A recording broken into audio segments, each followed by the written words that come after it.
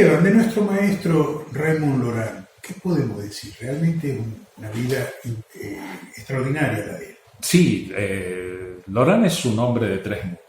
Loran nace en Bélgica, en la provincia de Hainaut, en un pequeño pueblito en cuya iglesia predicaba Van Gogh antes de ser pintor.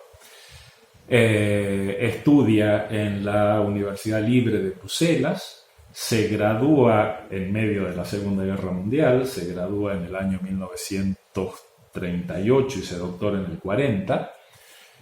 En 1950 pasa a las colonias belgas del Congo y ahí desarrolla una tremenda actividad dedicándose fundamentalmente al estudio de anfibios y en especial al género Hyperobius. Cuando se produce la descolonización belga, Loran se queda cuando los belgas se van y se mantiene hasta más o menos el año 1960, cuando se produce la secesión del Katanga. Cuando ocurre esto, hay una guerra civil increíble y Loran tiene el tiempo necesario como para empacar biblioteca, bichos y demás, y se va a Europa, se va a París. Y desde París, la Universidad de Harvard y la National Science Foundation lo contratan y así pasan a Estados Unidos. Ahí justamente en Harvard lo conoce a Carl Gans, ¿no es cierto? Que también estaba... Claro. En Harvard está relacionado con la élite norteamericana y en un momento determinado Loran comenta en el campus que habría dos países en los cuales le interesaría investigar. Uno Argentina y el otro Australia. Con tan buena suerte que en ese momento en Harvard había un entomólogo tucumano, Abraham Willing, y un paleontólogo de la Universidad de La Plata, Rosendo Pascual, que inmediatamente se ponen en contacto con sus respectivos lugares y la invitación de Tucumán con anterioridad a la de La Plata. Y así es como se traslada en el año 1964 y empieza su aventura neotrópica. ¿Cómo puede ser de que estamos hablando del año 64 y que Loran eligió la Argentina antes que Australia? ¿Por qué crees que eligió Argentina, venir aquí a Argentina en esa época? Bueno, en Argentina la herpetología, digamos, el cono sur de América del Sur era uno de los lugares más desconocidos desde el punto de vista de anfibios y reptiles en ese momento. Y ejercía una atracción bastante singular. Yo no sé por qué elige Argentina sobre Australia. Puedo llegar a pensar que no había australianos en la reunión que le aseguraran un trabajo. Y así es como llega a Tucumán a mediados del año 1964. Comienza con un cargo en la universidad, siendo profesor de paleontología. Y tiene la cátedra de paleontología hasta principios de la década de 1970, cuando la universidad le da un doctorado honoris causa a José Bonaparte, que lo habilita al gran paleontólogo a tomar una cátedra universitaria. Entonces Loran, que en ese momento ya pertenecía a CONICET, renuncia para dejarle paso a su colega, que estaba muchísimo mejor preparado que él para una materia de esas características.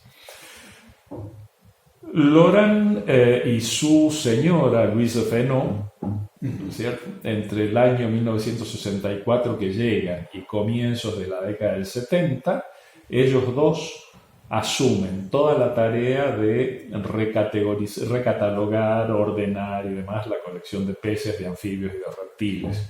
Y en julio de 1974, cuando con Gustavo Scrocchi estábamos terminando el primer semestre de primer año de nuestra carrera de zoología, fuimos y le golpeamos la puerta. Le golpeamos la puerta exactamente de este lugar donde estamos haciendo la entrevista, el gabinete 210 del segundo piso del edificio de zoología. Gustavo empezó a trabajar con reptiles, yo empecé a trabajar con anfibios, y en un momento determinado había por lo menos 20 personas trabajando en anfibios, en reptiles, en peces. Esteban, volvamos a Loran. En su época africana, él se dedicó principalmente, ¿no es cierto?, a los anfibios e hizo aportes importantes. Se dedicó a los anfibios y también a los reptiles. Inclusive ha hecho trabajos fundamentales sobre anfibéridos, que es la parte que me interesa a mí. Pero principalmente su época africana ha sido sobre anfibios. ¿Qué aportes importantes hizo en esa etapa? Ordena el género Hiperorius, y cuando llega a Sudamérica tiene una primera etapa anfibiológica en la que hace descubrimientos fundacionales, como es el que descubre y describe todas las especies del género Gastroteca que viven en la Argentina, es el que describe la mayor parte de las especies de Telmatorius, de las ranas de alta montaña. Y en un momento determinado cambia y empieza a trabajar con lagartos del género Violenus. Y ahí también genera una revolución en lo que se conocía en el género en ese momento.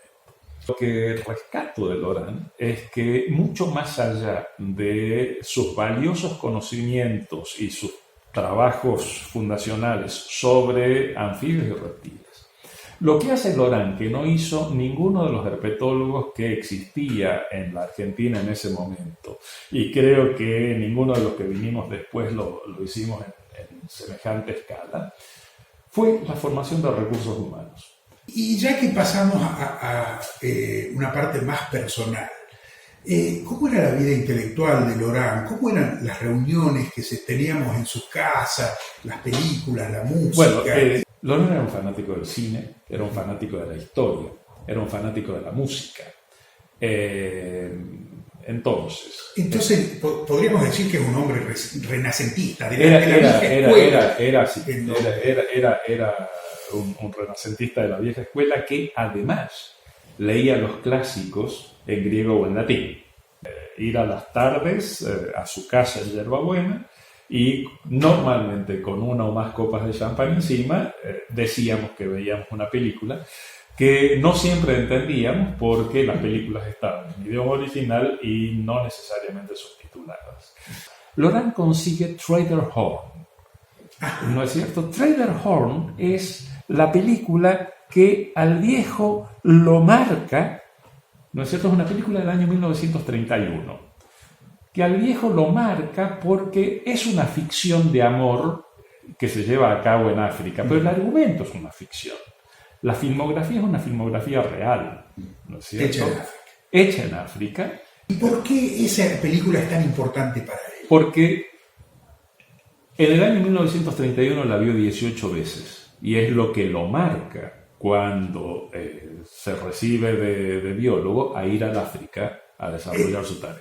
Es lo que lo lleva. Es lo que lleva a África. Y después, él siempre tuvo añoranzas por África. Decía algo muy lindo, él o la señora Loran, éramos tan jóvenes, éramos tan libres. Claro. Nada dura tanto como un amor imposible, ¿no es cierto? Y África fue el amor imposible de Loran.